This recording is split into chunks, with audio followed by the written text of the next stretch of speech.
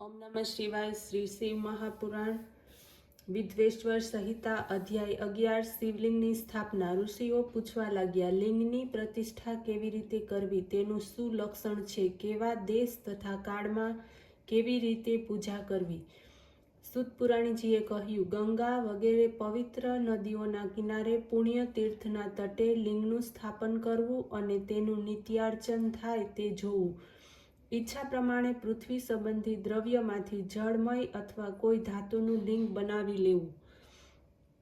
જો ચલિત લિંગ હોય તો નાનું લેવું, જો સ્થાપિત હોય તો મોટું લેવું। વળી લક્ષણ તથા સિંહાસન સમેત શિવનું સ્થાપન કરવું। ચલિત લિંગ ગોળાકાર બનાવવું।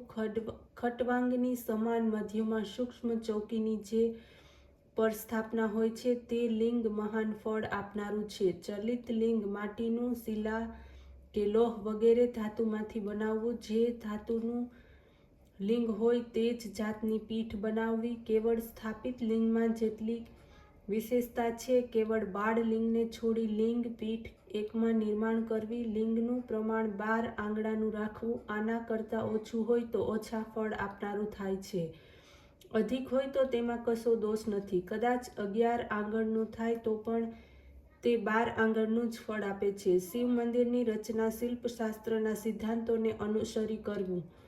પ્રથમ તો દેવોના ગણ હિત વિમાન કરાવવું।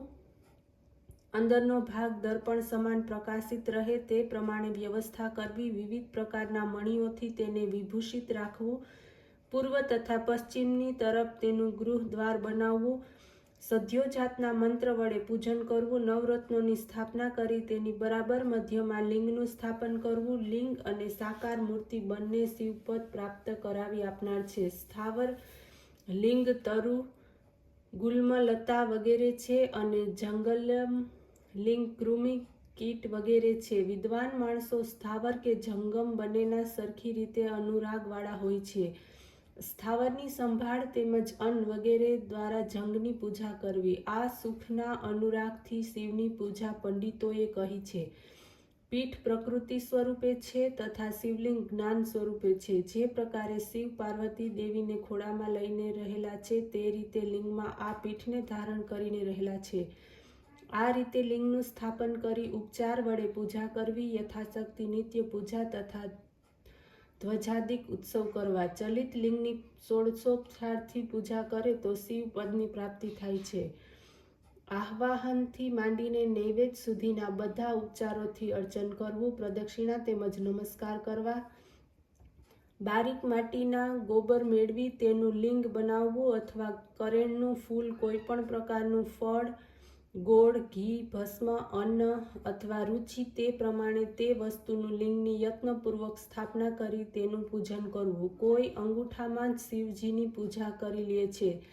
આ પ્રમાણે કોઈ પણ સ્થાને લિંગ પૂજા કરવી એનો કોઈ નિષેધ નથી। શિવજી સર્વત્ર ફળ આપનારા છે। જો શ્રદ્ધાપૂર્વક લિંગનું દાન કે લિંગનું મૂલ્ય દાન આપવામાં આવે તો પણ મહાન ફળની પ્રાપ્તિ થાય છે। જે હંમેશા 10,000 પ્રણવ મંત્રનો જપ કરે છે અથવા પ્રાતઃ સમયમાં સંધ્યા સમયે જે 2000 પ્રણવ મંત્રનો જપ કરે છે તેને શિવ પદની પ્રાપ્તિ થાય છે। બ્રાહ્મણોએ પંચાક્ષરનો જપ પ્રણવ લગાડી કરવો।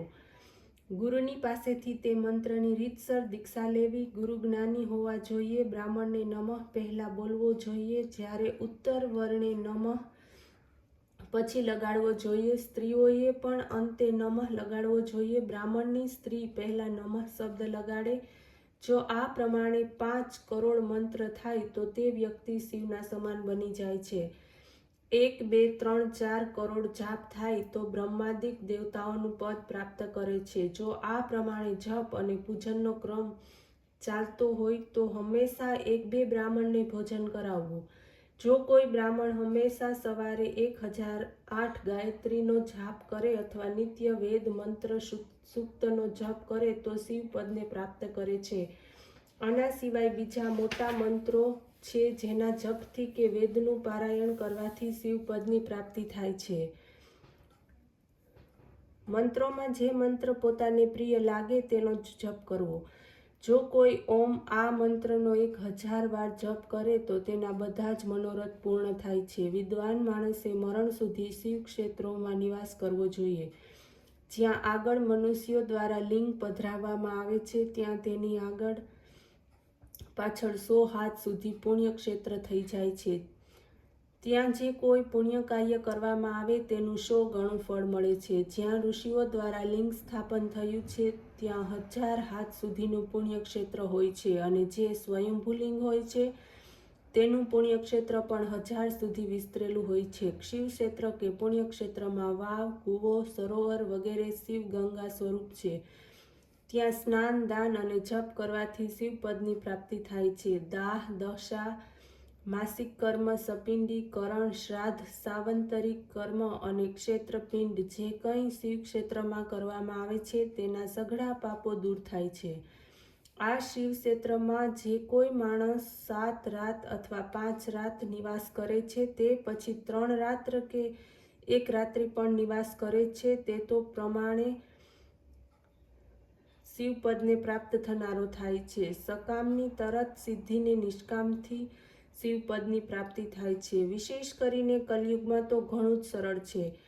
આટલું સાંભળીને ઋષિઓએ કહ્યું, હે સૂતજી, હવે આપ એવા પુણ્ય ક્ષેત્રનું વર્ણન સંક્ષેપમાં સંભળાવો કે જેને સાંભળીને બધા સ્ત્રી પુરુષો તેના આશ્રયે શિવપદની પ્રાપ્તિ કરનારા થાય. હે સૂત, તમે શ્રેષ્ઠ યોગી છો, વડે તમે શિવના ક્ષેત્રને જાણનારા છો. સૂતે જવાબ વાળ્યો, આપ શ્રદ્ધાયુક્ત થાઓ. હું તમને સઘળા પુણ્ય ક્ષેત્રો અને તેમના મહાત્મ્યને કહું છું, તે સાંભળો. ઓમ નમઃ શિવાય.